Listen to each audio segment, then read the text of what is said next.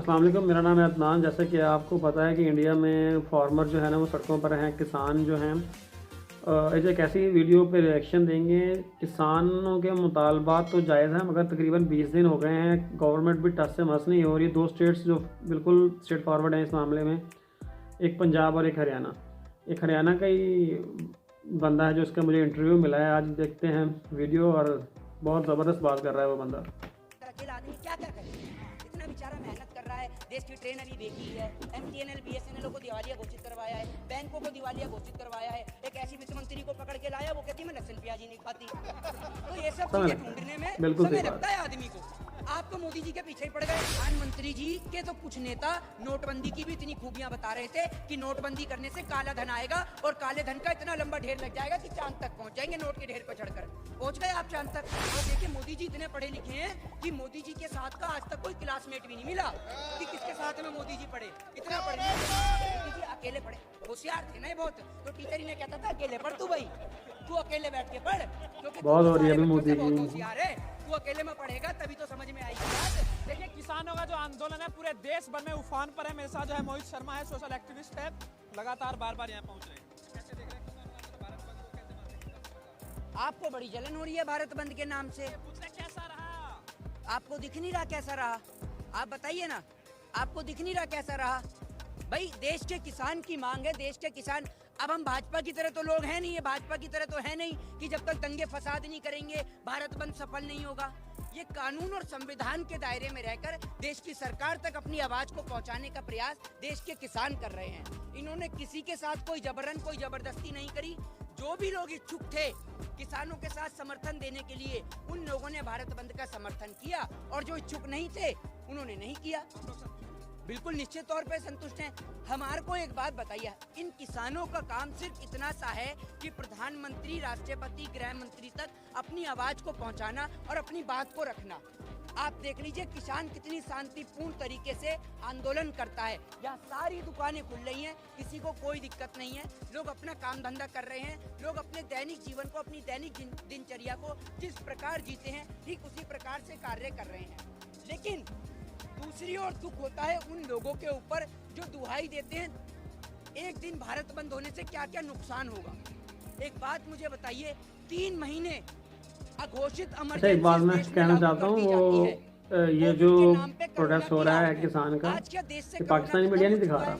उसकी एक वजह है, उसकी वजह है ये गवर्नमेंट पाकिस्तान ने फार्मर्स को भी बिल्कुल दीवार के साथ लगा दिया है। ये मौजूदा जो PTI की गवर्नमेंट है इसने, तो अगर ये दिखाएंगे तो पाकिस्तानी फार्मर को भी शायद, पाकिस्तानी फार्मर की भी शायद गैरत जाग जाए कि हमारे साथ क्या हो रहा है।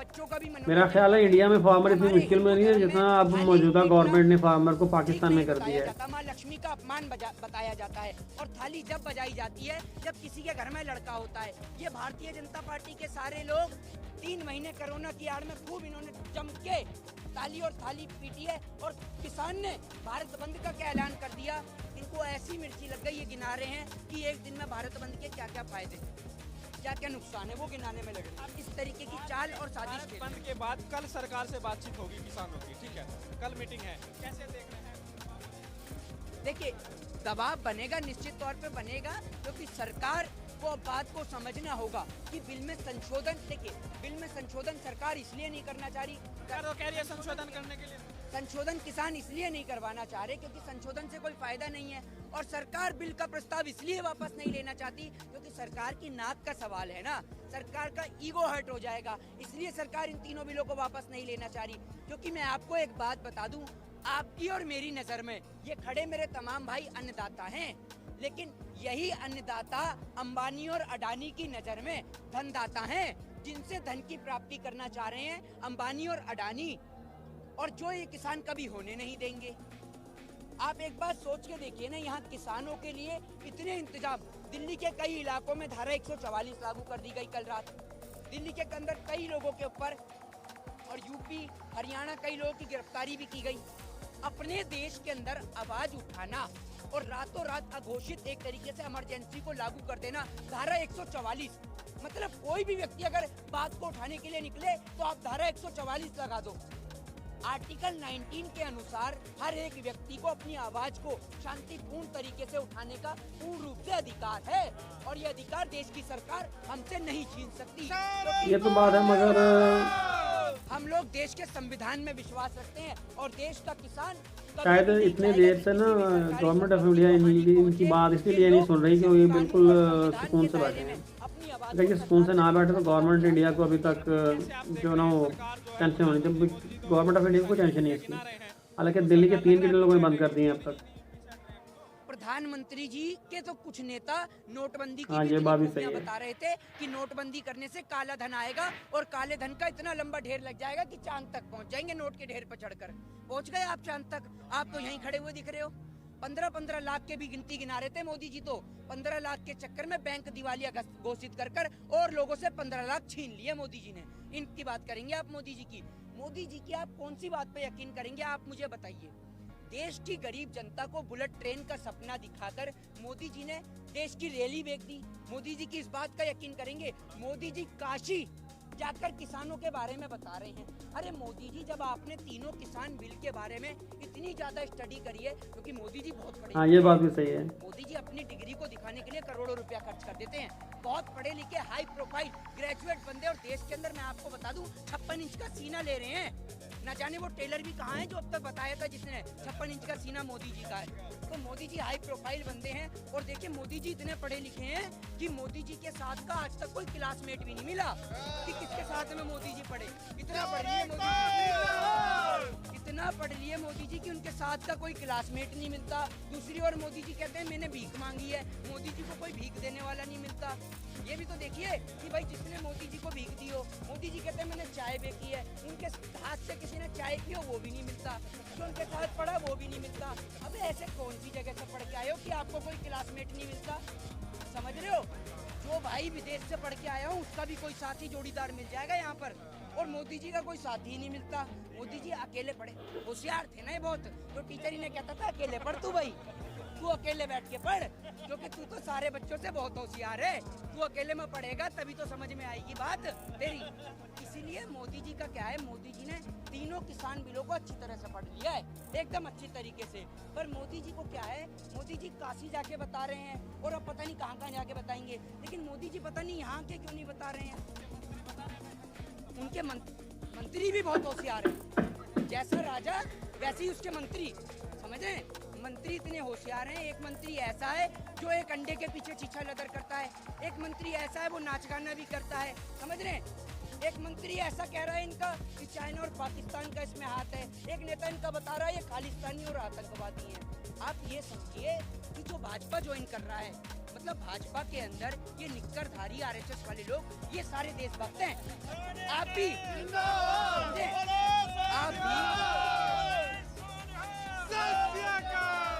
देखिए आरएसएस और निक्कर वाले यही देशभक्त हैं, आप भी देश विरोधी हैं, समझ रहे हैं? आप भगवा गमछा डालिए गले में, ठीक है, और मोदी जी का एक पट्टा डालकर गले के अंदर, समझ रहे? और पट्टे से एक बात याद आ गई, पट्टा जो है एक शेर को भी कुत्ता बना देता है, समझ रहे हैं आप? ये एक डायलॉग है एक फिल्म का, ठीक है, और ये डायलॉग आप समझ रहे होंगे मैं किसके ऊपर कह रहा हूँ। बहुत से लोग ऐसे हैं जो किसानों के नाम पे राजनीति करते हैं, कभी वो टीवी में आके ट्रैक्टर का ऐड कर देते हैं, तो कभी आप तो देख रहे हैं कि किसानों के साथ उतर जाते हैं। ये मेरा ख्याल है ये सनी देओल की बात कर रहे हैं, कोई नहीं बोल रहा। सनी देओल की बात कर रहे हैं। उन्होंने कहा कि मैं किसानों के साथ हूँ और बीजेपी के साथ हूँ, उनका स्टेटमेंट है। इसको आप कैसे देख रहे हो? मैं किसानों के भी साथ हूँ और बीजेपी के भी साथ। कुर्सी से प्रेमी, भैया कुर्सी प्रेमी है, कुर्सी नहीं जानी चाहिए, समझ रहे हैं? प्राण जाए लेकिन कुर्सी ना जाए, समझ रहे हैं? कुर्सी ये चाहते हैं कि सांप भी मर जाए और लाठी भी ना टूटे, समझ रहे हैं? एक और कह दिया कि भैया किसानों के साथ हूँ, ये कहकर किसान भी खुश हो गए, और कह दिया बीजेपी के भी साथ हूँ तो बीजेपी वाले भी खुश हो गए, समझ रहे हैं?